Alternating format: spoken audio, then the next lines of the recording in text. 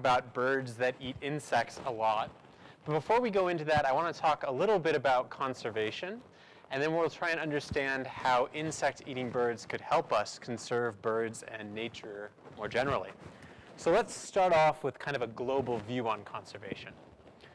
So right now, about 11% of Earth's land surface is protected in some way, be it a national park or a wildlife preserve, something like that. And it's a pretty good number. It's a number that's been increasing over the last few decades, though that rate of increase has slowed recently. And it reflects our knowledge that as scientists, one of the best ways to preserve species on Earth is to kind of safeguard their habitat, stop all that deforestation from happening in certain areas, protect them from hunting, things like that.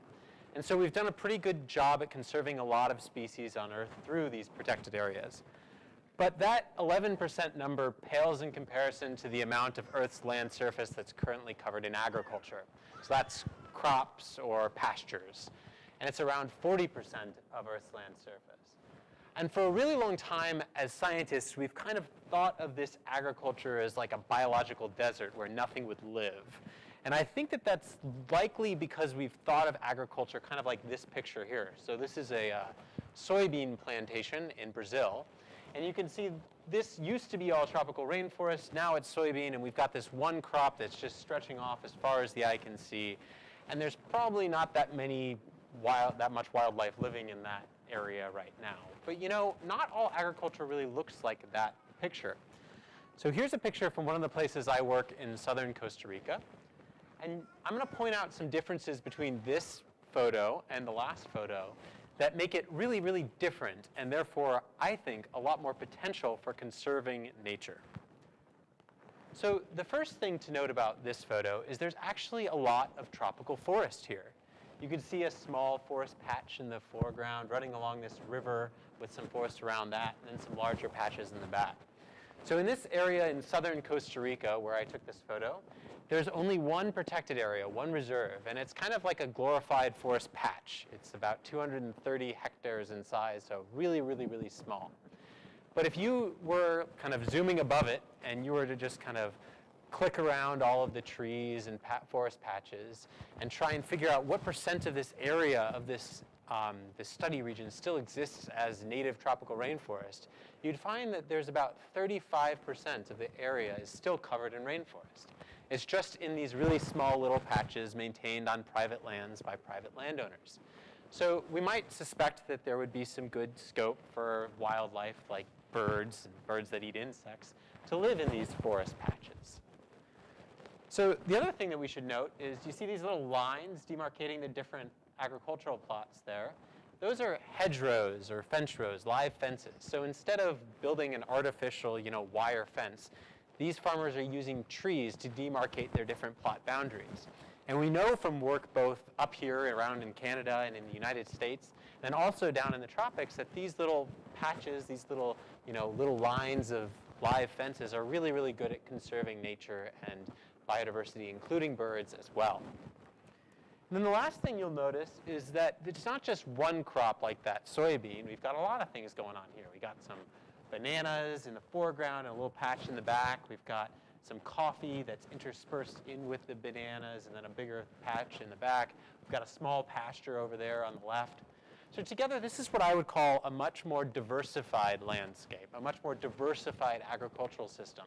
And I think it's in this kind of landscape that we might expect to see a lot of wildlife still. And that wildlife, those aspects of nature might actually be doing us some benefits, especially if we're farmers. So we know as farmers that we face a lot of problems. One of these problems is that insect pests destroy a lot of our crops. So between 8 to 15% of all of our major food is destroyed by insects before it could reach your tables. And that's a big cost for those farmers. But we also know that there's a lot of natural pest control going on. And that means there's a lot of natural predators that go out and make their livings by eating all of those little pests. And that ends up saving farmers, billions of dollars annually. And we've recognized that for a really long time, tracing back to ancient times in China, when orchard farmers would actually cultivate ant nests and place them throughout their orchards in order to control pest infestations. That's a practice that still continues today and actually was recently exported to Africa, and there are some African farmers doing that as well. So it could be that if we were to have this sort of diversified landscape with those little patches of forest and multiple crop types, that we might get more of those predators, and then those predators might eat those pests, and then the farmers might benefit, and then nature might benefit because there would be more biodiversity around. So what we're going to do today is first we're going to ask ourselves, how much biodiversity, how many different kinds of species would we be able to conserve on tropical farms? Is there a lot of scope for this? The second thing we're going to ask ourselves is whether conserving that nature, conserving those birds, would benefit us, particularly these farmers that are trying to cultivate coffee. We'll ask if they consume coffee's most damaging insect pest, this beetle down there in the bottom right. And then we'll ask what those farmers could do to manage their plantations, both for themselves to increase this pest control benefit and for nature to increase biodiversity all at the same time. So let's start off by looking at what scope there is for conserving these birds in these tropical agricultural landscapes. So to get at this question, I used this really remarkable data set, which was basically collected by this one ornithologist, this one bird expert, Jim Zook. Here you can see him on the right. And he has, ever since 1999, gone out and counted birds. He would basically walk a straight line for about 200 meters and count all of the birds he would see or hear near that straight line. So here he is conducting his census along a road in Costa Rica. And he would walk these lines, these transects as we call them, in 3 different types of areas.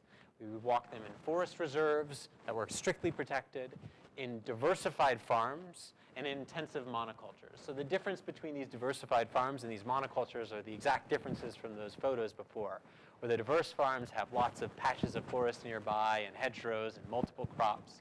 And then the intensive monocultures have just one crop type. So he would go out and he would walk them and he would survey all the birds.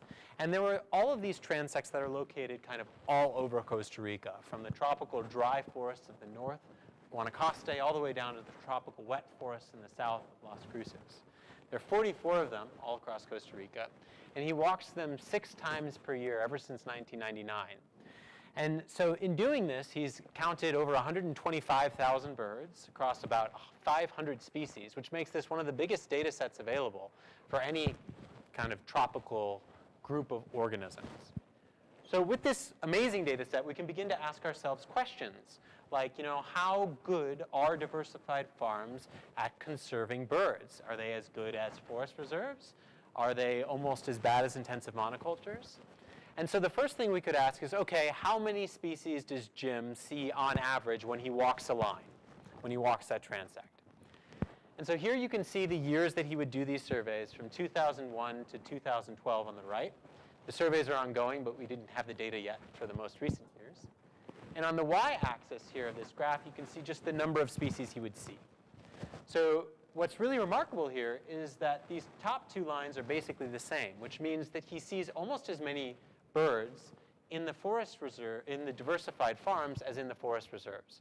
But when you go into these monocultures, these expansive crop areas, you see almost half as many birds.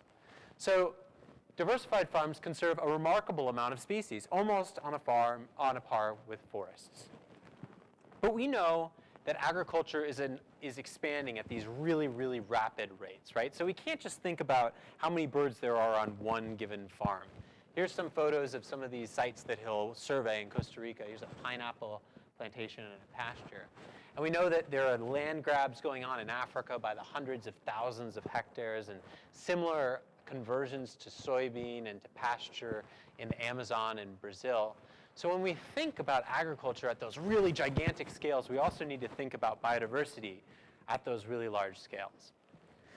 And to do that, I'm going to do a little bit of an illustration here. So imagine we've got 2 different kinds of forests. We've got a wet forest and we've got a dry forest. We would expect that there would be different species that live in those different places. There are different habitats, and they're really far apart. So we get different birds. They're different colors here.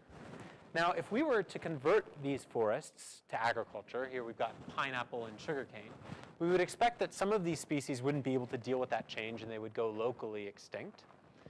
And there would be other birds, though, that could maybe persist. And, to a bird, the difference between the sugarcane and the pineapple is probably not that great. It's just, one stretching field.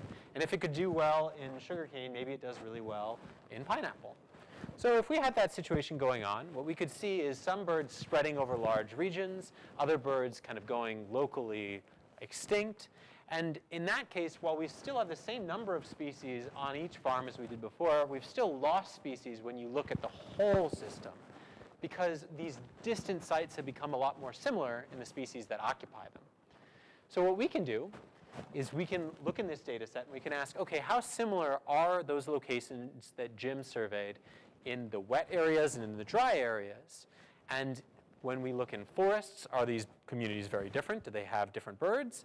And if we look in agriculture, do they have different birds still? So here we have a measure of how different these groups of birds are. Don't worry about what that measure is. And what you can see here is that once again, the diversified farms conserve these different bird groups just as well as forest does. But in the intensive monocultures, we see that a lot of the same species are spreading over big regions and occupying them. And so we're seeing homogenization of biodiversity. We're seeing that if you look at this really large scale, it's kind of the same species everywhere on these monoculture farms. So this tells us that there's some good scope potentially for conserving biodiversity at these very large scales. Okay, so we know that diversified farms do well on the farm, and we know at larger scales they do well as well. Now we wanted to know whether, what kinds of birds were occupying these farms. Are they, just certain groups like, pigeons and doves and sparrows and things like that? Or are we able to conserve birds all across the tree of life? So when you guys were walking outside, you saw how all of these different organisms were all related to each other and form this kind of tree of life. Well, are these farms getting all of the different kinds of birds across that tree, all those different groups, from a hawk to a sparrow to a robin? Or are they only getting certain kinds and certain families, like a bunch of different species of sparrows?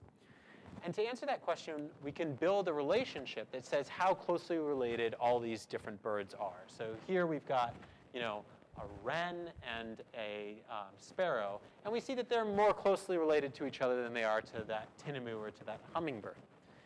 Now, how would we lose this diversity across the tree of life? Well, there's a couple ways. First is really simple. We could just lose a species. So if we lost that tinamou, then we have less biodiversity. And then the second way is a little bit more complicated, but it might be that if we had that group of birds, those three, and we were to replace that wren with another kind of sparrow, then what we've done is we've created this group of birds that are much more closely related, and we've lost this lineage. And in doing so, we've lost some of the diversity of the tree of life that we could actually measure in all of the billions of years of evolutionary history that went into making that group of birds.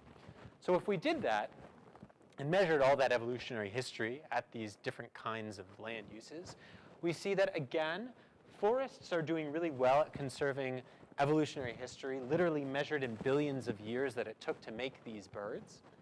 And the diversified farms do a little bit worse, but still better than these intensive monocultures. So this is telling us that forests and, to a lesser extent, diversified agriculture are able to conserve biodiversity across the tree of life. So I've kind of given you three different examples now of how I think these tropical farms actually do have a lot of scope for conserving all of these different species of birds. So now let's ask ourselves, if we were to create these diversified farms, what benefits would the farmers potentially get? Could they control these insect pests? And to do that, we're going to focus in on coffee. So why would I focus on coffee? Well, there's a couple reasons. First, coffee is a $90 billion retail value industry, so it's really economically important. And then, maybe even more importantly, about 20 million families or 100 million people make their livelihoods by growing coffee.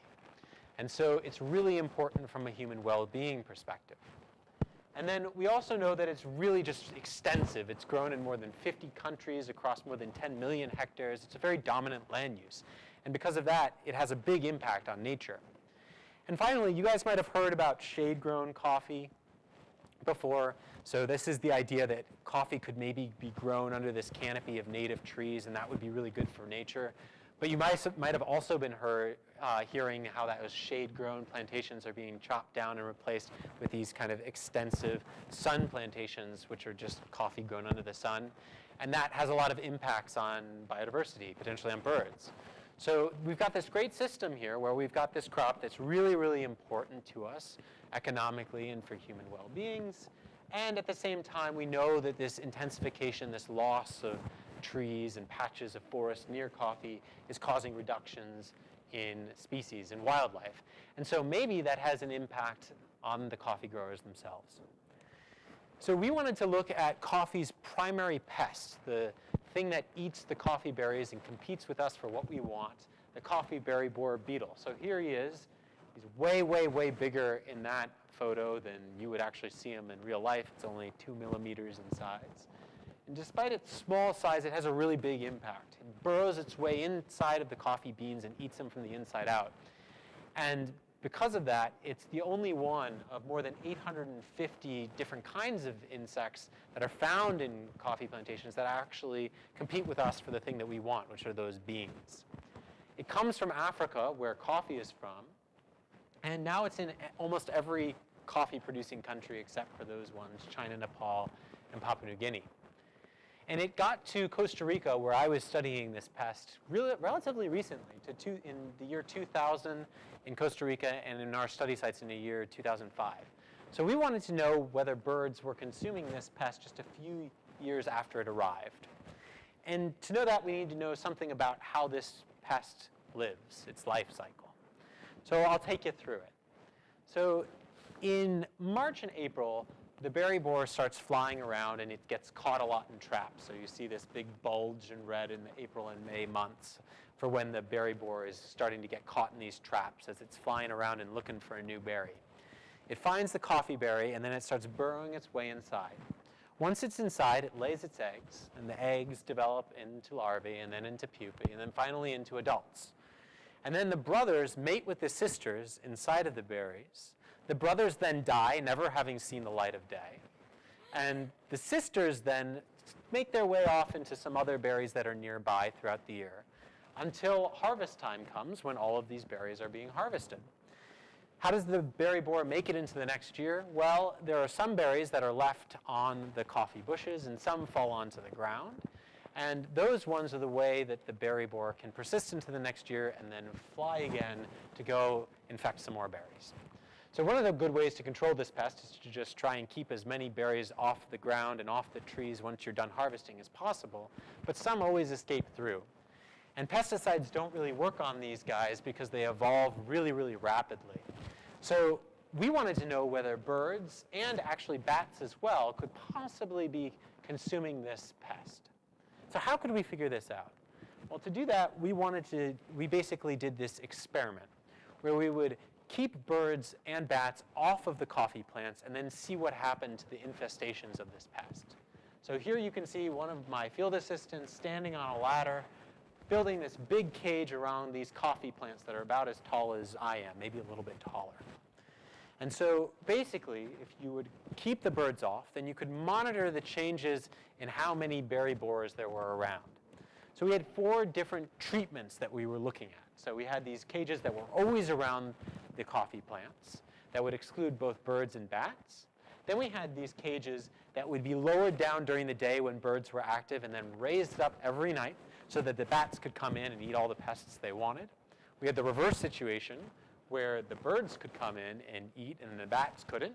And then we had these open frame kind of control situations where both birds and bats could get in. So here on the y-axis, we've got the percent of these berries that are infested, that are eaten by this pest, that are ruined.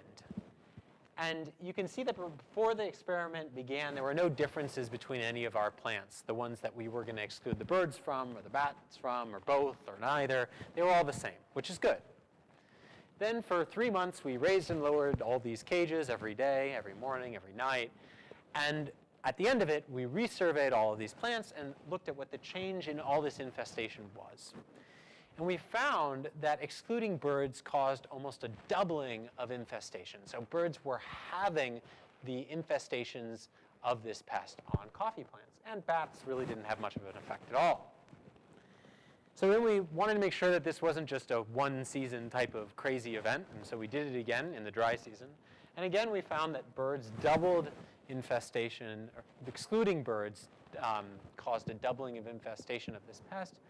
And there was a slight increase with excluding the bats, but it wasn't really important. It was very marginal. So basically, we concluded that birds, but not bats, were substantially reducing this pest, and just a few years after it got to our study sites in Costa Rica.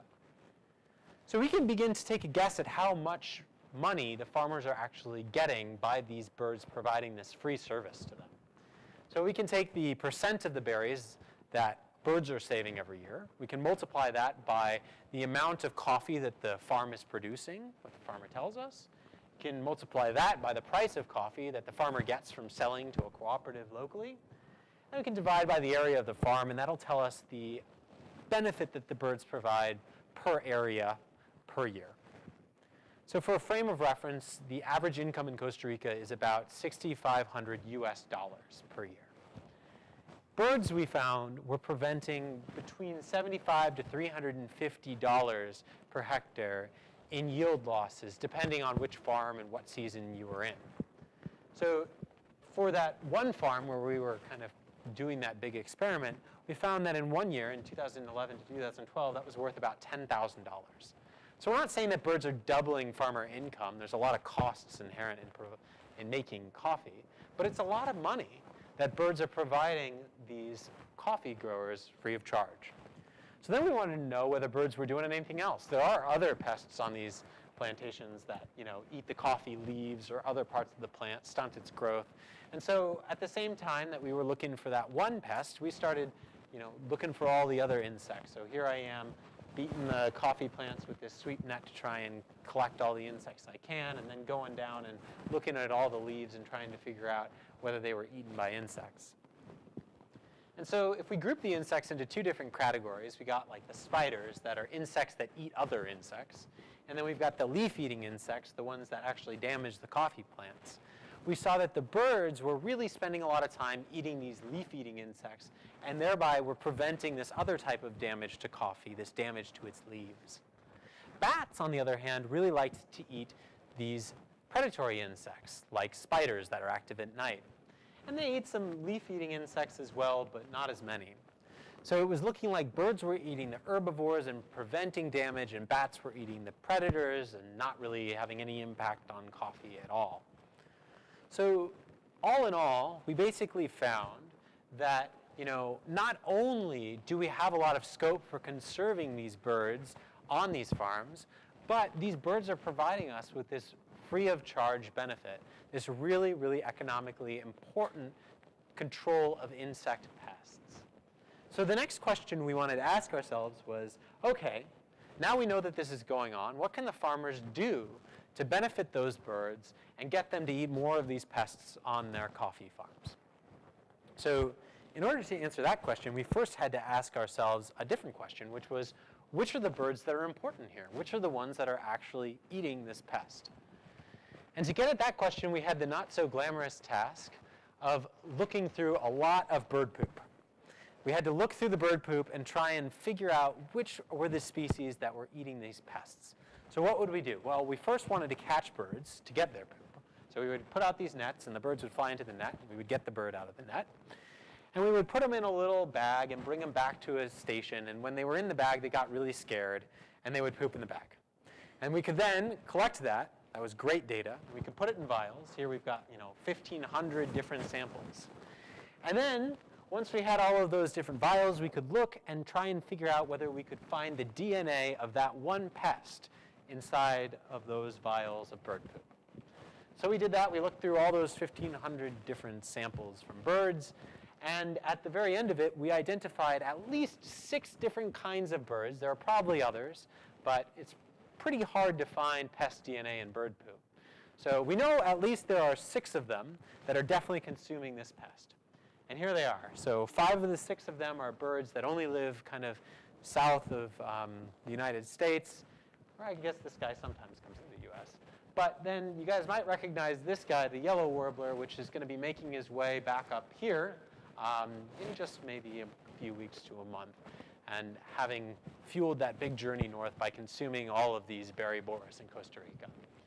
So now we know that there are these 6 different species that consume this pest. Undoubtedly, there are probably others, but we know that these guys definitely do. So then we could go out to some farms and survey these guys in particular and see what happens to them and what farmers might be able to do to help these birds out. And so here, every dot on this graph is a coffee farm that we went out and caught birds on. And on the x-axis here, we've got how much forest is there surrounding the farm.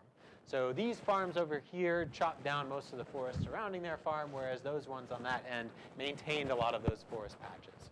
And on the y-axis, we've got just the number of all of these berry borer eating birds, those 6 species that we would catch over 6 years. And so you guys can see a pretty strong relationship here, right?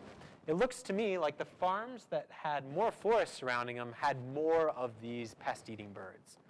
So that was pretty important to see. Maybe if the farmers conserved some patches of forest nearby, they could benefit these birds. But what happens to the pests themselves?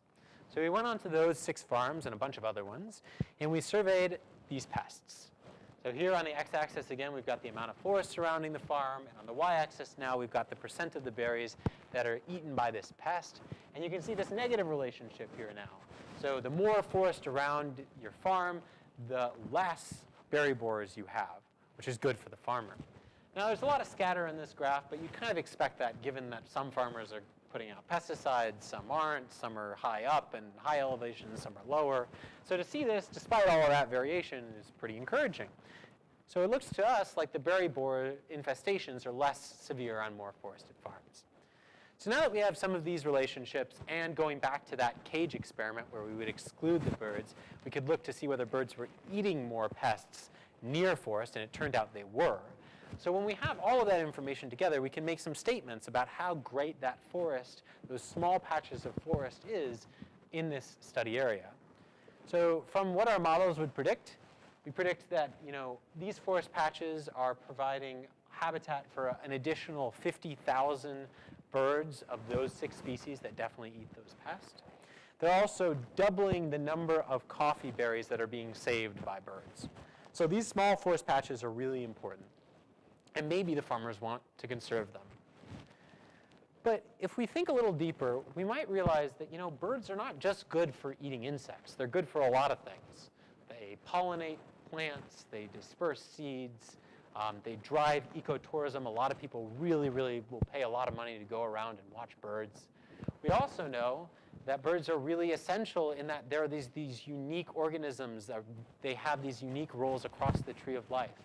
And if we were to lose them, then maybe we would lose some of these millions of years of evolutionary history that we talked about earlier. Some of them are just really beautiful as well. And some, like those vultures, are just declining at a really rapid rate. So we might want to conserve birds because we want to prevent these loss of species. So there's a lot of different objectives that a person might have when they think about which types of birds they would want to conserve. And the birds that would eat that pest might not be the same ones that a bird watcher likes, or that pollinates a plant, or that's just really pretty. So what we wanted to do was ask ourselves, all right, so how could we manage this system for all of these different types of objectives that people might have? So we go back out and we think about 3 different types of places where birds could live. We've got the forest reserves, we've got small patches of forest, and then we've got the farms, the coffee plantations. And we went out and we surveyed birds, we caught them on all of these different areas, and then we asked, okay, how important are all of these different species that we caught for these different benefits that we might get from them, or these objectives that we hope to achieve, like preventing the loss of species or preserving those really unique species. And then we wanted to ask ourselves, if we did some different scenarios, what would happen to those objectives? So if we were to convert a coffee plantation to a forest reserve, what would happen? And if we were just to simply give the farmers some money and ask them to preserve some patches of forest or some individual trees in and around their plantations, what would happen? So we first asked what would happen to the rare birds, the ones that are declining globally and that we might care about a lot. And kind of unsurprisingly, if we created a forest reserve, those guys would do well. So that would be good for them. We also know that the birds that live in Costa Rica and really kind of only a few other areas nearby and nowhere else in the world, they call them endemic birds, those would do well if we converted coffee to a forest reserve as well. And if we thought about those evolutionary unique birds, the ones that don't have that many relatives, those guys we learned earlier do well in forest. Okay, that makes sense. As for the birds that pollinate, some species would do good, some species would do bad, and it kind of comes out in a wash. For the birds that disperse seeds, we actually found that birds were dispersing more seeds in the coffee farms by a little bit, but it was just a little bit. And for the pest-eating birds, we found the same sort of thing. And for the birds that were mentioned in newspapers, so we wanted to know how important these birds were to people. So we went out to all of the Costa Rican newspapers and tried to figure out, how often are all these different species being mentioned. And we found that the birds that people have in their backyards are the ones that are most often discussed in their national media. So those birds, if we were to convert coffee to a forest reserve, would actually do pretty poorly. And then what about those birds that bird watchers really like? Well, those guys would do really well in the forest reserves. So we went to bird watching websites and tallied up all the ones that they advertised as being the ones you could go and see, and asked some bird watching guides as well. And found out that those birds that live in forests, in those deep dark forests, are the ones that birders really will pay a lot of money to come see. Okay, so by looking at these arrows, you can see that there are some trade-offs here, right? If we were to get rid of those coffee farms and replace it with a forest reserve, we would get some birds that would achieve some objectives for us, and then maybe we would lose some other ones like these birds that are mentioned in newspapers that might be kind of culturally important to us. So what would happen if instead we just paid those farmers to maintain small patches of forest around their farms or individual trees and things like that? What would happen? Well, on a whole, we found that most of these birds would do better off. Almost no species, except for a few ones that are mentioned in newspapers, do better on these extensive sun plantations than if you were to add some individual trees and patches of forest nearby. So when conservationists, when environmentalists always talk about creating these big reserves, that's great and really important for a lot of species. You're not going to get to conserve the world's gorillas, for example, if you were just to preserve small patches of forest around farms. But what we also fail to recognize sometimes is that there's a lot of opportunity to conserve nature in our backyards. And by having these small patches of forest, we could conserve a lot of the different birds that mean a lot to us. So why are tropical birds so cool? Well, I would say there's a couple of reasons that we kind of take away from our talk today. First, they can save us a lot of money by eating pests and by doing a lot of other things too. They pollinate plants, they disperse seeds, they drive ecotourism, they're really pretty, they're really important. So that's really cool. And then I think it's really amazing to know that just with a little effort, birds can really live alongside us. There are some species that can only live in these deep, dark forest reserves. That's true. But there are a lot of species that can really benefit from kind of small actions like preserving these small patches of forest or planting multiple crops or putting out those hedgerows in the farm. So with that, I would like to thank you guys and take any